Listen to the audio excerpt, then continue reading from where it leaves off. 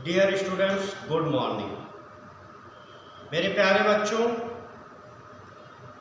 कल हमने आप लोगों को परिवर्ती बल द्वारा कृत कार्य ज्ञात करने का सूत्र और परिवर्ती बल द्वारा कृत कार्य किसे कहते हैं इसके बारे में पढ़ाया था। आज हम लोग बात करेंगे ऊर्जा के बारे में और फिर गतिज ऊर्जा के लिए व्यंजक क्या होता है और फिर कार्य ऊर्जा परिमेय। तो सबसे पहले आज का हमारा हेडिंग है एनर्जी।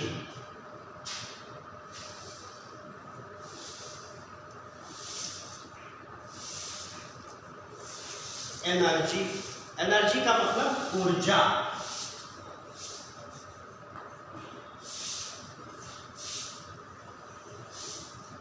ऊर्जा किसे कहते हैं? बहुत सिंपल डिफिनीशन है। आप लोग क्लास 9 में भी पढ़े हैं, 8th में भी पढ़े हैं कि किसी वस्तु के कार्य करने की क्षमता को ऊर्जा कहते हैं। किसी वस्तु के कार्य करने की क्षमता को उस वस्तु की ऊर्जा कहते हैं। यदि मान लीजिए कि कोई वस्तु है और वस्तु में ऊर्जा है तो वह कार्य करने में सक्षम होगी। अगर किसी वस्तु के अंदर एनर्जी है तो वो कार्य करने में सक्षम होगी, और अगर एनर्जी नहीं है तो वो कार्य करने में सक्षम नहीं होगी। जैसे मान लीजिए कि कोई कार है। अब कार क्या होता है? गति करती है। तो गति कब करेगी कार आपकी रोड पे चलती है, गतिशील है। तो गतिशील कार में ऊर्जा होती है, क्योंकि वह मतलब उसको अगर आप रोकना चाहेंगे यानी वो रुकेगी तो रुकने के पूर्व कुछ कार्य कर सकती है। इस प्रकार से हम बिल्कुल स्पष्ट कह सकते हैं कि किसी वस्तु के कार्य करने की क्षमता जो होती है उसकी एनर्जी कहलाती है, ऊर्जा कहलाती है। देखिए, सामान्यतः पूरा जो हमारा ये ब्रह्मांड है, ब्रह्मांड की सभी प्रकार की ऊर्जाओं को 2 वर्गों में बांटा गया है। गतिज ऊर्जा, स्थितिज ऊर्जा। यानी जितनी भी एनर्जी है, ऊर्जाएं हैं, उन सबको 2 वर्गों में बांटा गया है, गतिज ऊर्जा और स्थितिज ऊर्जा। अब हम बात करेंगे कि गतिज ऊर्जा के लिए समीकरण कैसे हम प्राप्त कर सकते हैं। प्रूफ के तौर पर काइनेटिक एनर्जी के लिए इक्वेशन कैसे हम प्राप्त कर सकते हैं। तो अब हम हेडिंग डालेंगे गतिज ऊर्जा के लिए व्यंजक। हेडिंग डालेंगे क्या? गतिज ऊर्जा के लिए व्यंजक। तो हेडिंग डाल देंगे, ये तो ऊर्जा की बात ही छोड़ी।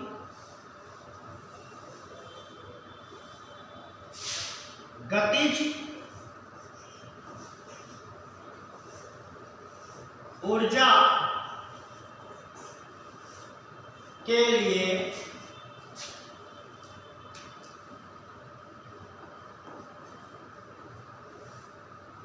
व्यंजक। गतिज ऊर्जा के लिए व्यंजक यानी गतिज ऊर्जा को कैसे लिखेंगे, तो इसकी अंग्रेजी क्या हो जाएगी? एक्सप्रेशन EXPRESSION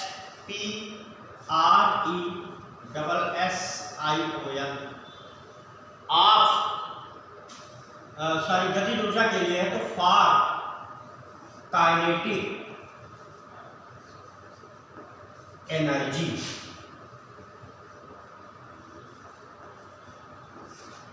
तो हमारा हेडिंग क्या है? गतिज ऊर्जा के लिए व्यंजक। तो गतिज ऊर्जा के लिए हमको समीकरण निकालना है कि गतिज ऊर्जा को हम कैसे प्राप्त कर सकते हैं। देखिए इधर हमने मान लिया कि स्मॉल m द्रव्यमान का एक पिंड विराम अवस्था में है। जब इस पर एक नियत बल F लगाया जाता है तो पिंड में उत्पन्न त्वरण, देखिए इधर माना स्मॉल m द्रव्यमान का एक पिंड विराम का मतलब रखा हुआ है, गति नहीं कर रहा है, तो विरामावस्था में है। स्मॉल m द्रव्यमान का एक पिंड विरामावस्था में है, इसका मतलब रखा हुआ है। जब इस पर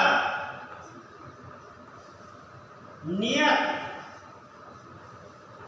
बल F लगाया जाता है तब पिंड का त्वरण, जब इस पर नियत बल F लगाया जाता है तो पिंड का त्वरण, तो त्वरण के बराबर क्या हो जाएगा, F बटे m। त्वरण बराबर होता है बल बटे द्रव्यमान। अब देखिए इधर, जब पिंड, मान लीजिए कि ये डिब्बा पिंड है, अब ये विराम अवस्था में है, इसका मास स्मॉल m है, इस पर जब आप फोर्स लगाएंगे तो ये मोशन करने लगेगा, गति करने लगेगा, और जब ये गति करेगा तो आप जानते हैं कि जब ये गतिमान हो जाएगा तो ये कुछ दूरी तय करेगा, और उस दूरी तय करने के बाद में, पहले ये जब विराम में था तो इसका वेग 0 था, और अब इसका अंतिम में कुछ वेग भी इसके अंदर हो जाएगा, यानी इसका कुछ वेग भी हो जाएगा। तो देखिए इधर a बराबर F बटे m। आगे देखिए, माना पिंड सरल रेखा, यानी सीधी रेखा में, ये पिंड सीधी रेखा में, माना पिंड सरल रेखा में S, सरल रेखा में S विस्थापित होने पर, S विस्थापित होने पर B वेग प्राप्त कर लेता है, विस्थापित होने पर B वेग प्राप्त कर लेता है। तब थोड़ी बात यहाँ पे हम चित्र से आपको बताएं। ये देखिए, ये क्या है, हमारा पिंड है, ये पिंड है, इसका मास m है, इस पर मैंने फोर्स लगाया, ये क्या लगाया, फोर्स लगाया। ये किसमें था, ये रेस्ट में, किसमें था, रेस्ट में, यानी विराम में था। फोर्स मैंने लगाया, ये सीधी रेखा की तरफ यहाँ पे गति करता हुआ पहुंच गया। अब जब ये यहाँ पे पहुंच गया तो इसका वेलोसिटी क्या हो गया, v हो गया। अब यहाँ से यहाँ तक की जो इतनी दूरी ट्रेवल की वो कितनी है, इसका s है, ठीक है ना। तो देखिए अब हम क्या कर सकते हैं, v वेग प्राप्त कर लेता है तब गति के तीसरे समीकरण से। तो गति का तीसरा समीकरण क्या होता है, गति का तीसरा समीकरण होता है v² बराबर u² प्लस 2as, v² बराबर u² प्लस 2as। अब यहाँ पे देखिए, v² अंतिम में, प्रारंभ में किसमें था, विराम में था, it means u equal to 0, क्योंकि प्रारंभ में ये पिंड विरामावस्था में था, स्थिर था, गति नहीं कर रहा था, यानी इसके अंदर कोई वेग नहीं था, ठीक है ना। तो यहाँ u बराबर क्या हो जाएगा, 0 हो जाएगा। और देखिए प्लस 2, एक के स्थान पे हम क्या लिख सकते हैं, तो एक के स्थान पे हम F बाई m लिख सकते हैं। तो यहाँ पे क्या हो जाएगा, F बाई m और इनटू क्या रहेगा, s। देखिए अब इसके आगे ये क्या हो जाएगा, तो इसके आगे इसको हम ऐसे लिख सकते हैं, m को यहाँ पे भेज दीजिए और ऐसे एक लाइन लिखिए, 2mv² बराबर 2fs, या fs बराबर आपका हो जाएगा 12mv², 12mv²। अब देखिए यहाँ पे जो ये आपका fs है, ये क्या है, इसको मिटा देते हैं।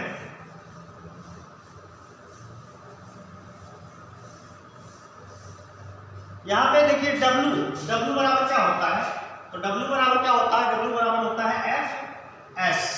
W बराबर क्या है, Fs। बल F द्वारा किया गया कार्य, बल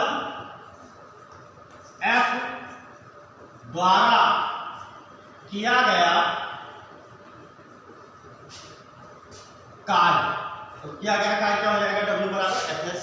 यानी अब हमको क्या मिल जाएगा, W बराबर मिल जाएगा हाफ mv स्क्वायर। W बराबर क्या मिल जाएगा, हाफ mv स्क्वायर। अब देखिए ये जो कार्य आप करते हैं ये पिंड की गतिज ऊर्जा के रूप में स्थानांतरित हो जाता है। यानी पिंड पर जो आप फोर्स लगा के उसको विस्थापित करते हैं उसके कारण पिंड हमारी क्या करती है, गति करने लगती है। यानी यह किया गया कार्य गतिज ऊर्जा के रूप में, ठीक है, स्थानांतरित हो जाता है या निहित हो जाता है। तो देखिए यही किया गया कार्य गतिज ऊर्जा है, यही किया गया कार्य क्या है, गतिज ऊर्जा है। तो जब ये किया गया कार्य गतिज ऊर्जा है तो हम क्या लिख सकते हैं, K बराबर क्या लिख सकते हैं, हाफ mv स्क्वायर। यानी किसी पिंड के गतिज ऊर्जा को K से लिखते हैं, 1/2 ये कांस्टेंट है, यह क्या है, पिंड का द्रव्यमान है, और v क्या है, वेग। अब आप गतिज ऊर्जा का मात्रक और विमा आराम के साथ निकाल लेंगे। जो कार्य का मात्रक होता है वही गतिज ऊर्जा की, वही स्थितिज ऊर्जा की, जो कार्य का विमा होगा वही गतिज ऊर्जा, स्थितिज ऊर्जा। तो ये आप नोट कर लेंगे।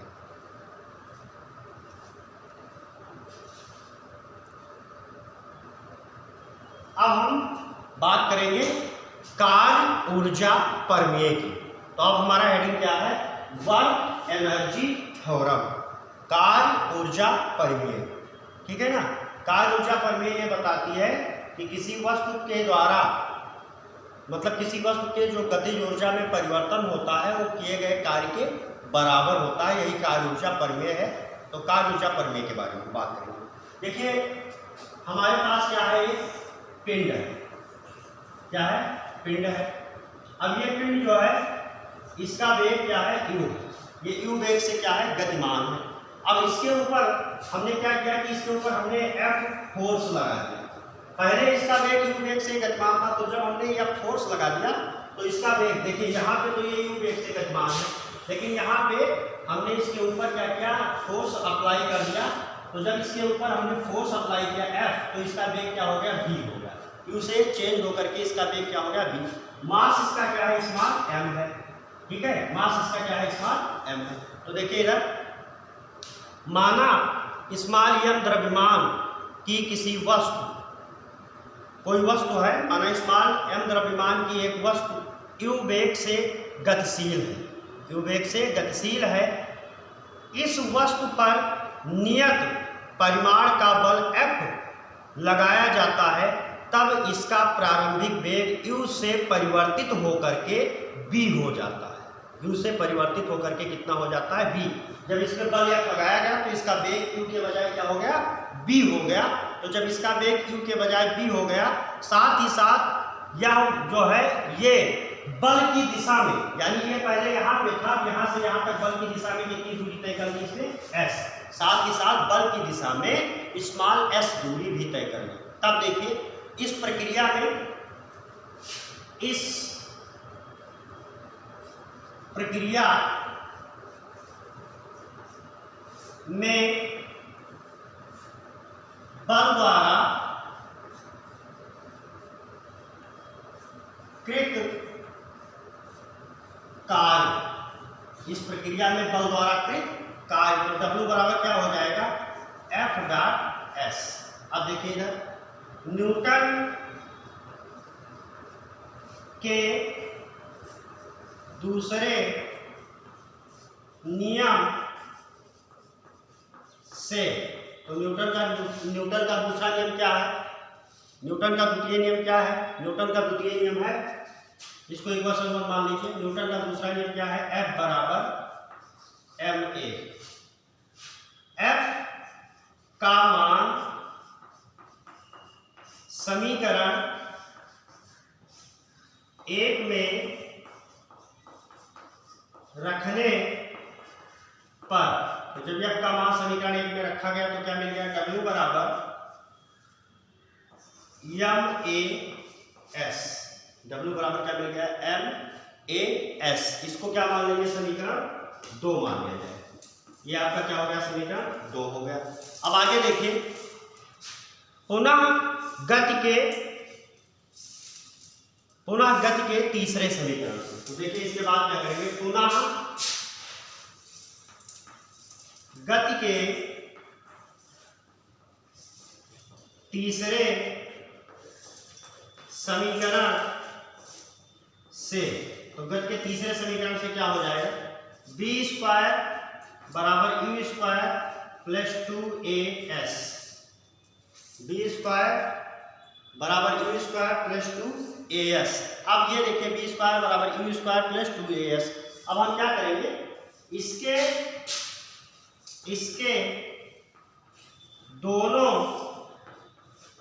पक्षों में m/2 से गुणा करने पर, तो इसके दोनों पक्षों में क्या करेंगे, m/2 से गुणा कर देंगे। तो इसके दोनों पक्षों में m/2 से गुणा किया जाएगा।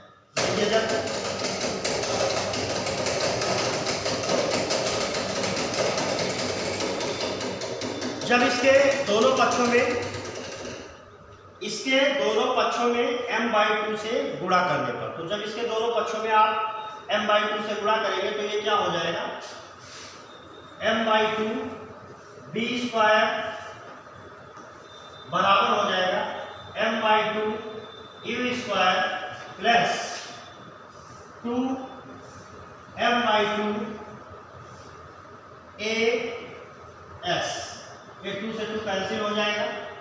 और ये देखिए, इसको ऐसे आप लिख सकते हैं 1/2 mb स्क्वायर माइनस, इसको इस तरफ ले आइए तो 1/2 mu स्क्वायर बराबर हो जाएगा MAS।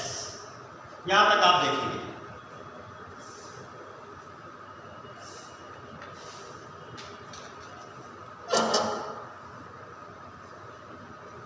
अब देखिए आगे क्या करेंगे, इसको क्या मान लेंगे, इसको मान लेंगे समीकरण 3।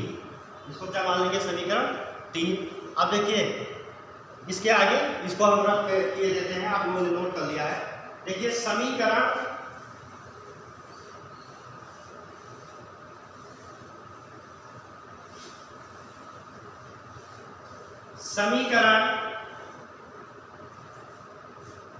2 व 3 से, तो 2 में देखिए क्या है, W बराबर क्या लिखा था, MAS। तो यहाँ पे MAS के स्थान पे क्या लिखेंगे, W लिखेंगे। तो हमको क्या मिल जाएगा, W बराबर मिल जाएगा ½ MB square minus ½ MU square. इसको इक्वेशन 4 मान लेंगे। इसको क्या मान लेंगे, समीकरण 4 मान लेंगे। अब देखिएगा, यदि प्रारंभ में वस्तु विराम में, देखिए यदि प्रारंभ में वस्तु विराम में हो, प्रारंभ में वस्तु किसमें हो, विराम में हो। विराम का मतलब ये गति ना कर रही हो, तो अगर प्रारंभ में वस्तु विराम में, इसका मतलब u बराबर क्या हो जाएगा, u बराबर आपका क्या हो जाएगा, 0। u बराबर क्या हो जाएगा, 0। तो u बराबर क्या लिख देंगे, 0 हो, तो u बराबर क्या हो जाएगा, 0। तब कृत कार्य, तो कृत कार्य W बराबर हो जाएगा ½ MB स्क्वायर। ये u वाला पर क्या हो जाएगा, 0 हो जाएगा। तब कृत कार्य क्या हो जाएगा, ½ MB स्क्वायर। अर्थात देखिए, इससे मैं क्या कह सकता हूं, अर्थात बाह्य बल द्वारा, ये जो बाहर से बल लगाया गया है, बाह्य बल द्वारा वस्तु को हस्तांतरित कुल ऊर्जा, यानी वस्तु को दी गई कुल ऊर्जा कितनी है, ½ MB स्क्वायर। अब चूंकि गतिशील वस्तु विराम में अपने से पूर्व, देखिए इसके आगे देखिए, हम ये भी कह सकते हैं कि अगर इसको हम समीकरण 4 से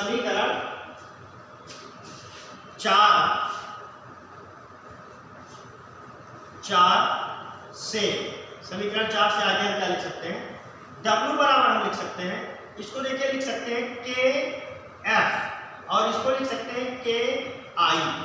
KF का मतलब अंतिम गतिज ऊर्जा और KI का मतलब प्रारंभिक गतिज ऊर्जा। KI का मतलब क्या लिख सकते हैं, प्रारंभिक गतिज ऊर्जा। या इसको हम आगे क्या लिख सकते हैं, इसको आगे हम इस तरीके से भी लिख सकते हैं, W बराबर डेल्टा K या डेल्टा K बराबर क्या लिख सकते हैं, W। ठीक है ना।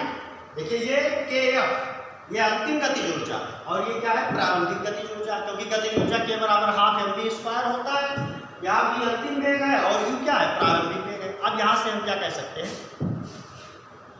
यहाँ से इस समीकरण को डेल्टा K बराबर W हमको मिल गया। डेल्टा K बराबर W को देख करके हम क्या कह सकते हैं, इससे स्पष्ट है कि किसी वस्तु की गतिज ऊर्जा में हुआ परिवर्तन, डेल्टा K क्या है, गतिज ऊर्जा में होने वाला परिवर्तन, उस वस्तु पर आरोपित बाह्य बल द्वारा कृत कार्य के बराबर होता है।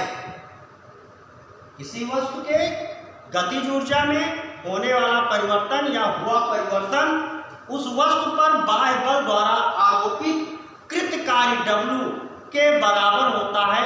इस कथन को हम कार्य ऊर्जा परिमेय कहते हैं। यही क्या है, कार्य ऊर्जा परिमेय है, यानी किसी वस्तु पर बाह्य बल के द्वारा कृत कार्य जो होता है वो उसकी गतिज ऊर्जा में परिवर्तन के बराबर होता है। ठीक है ना।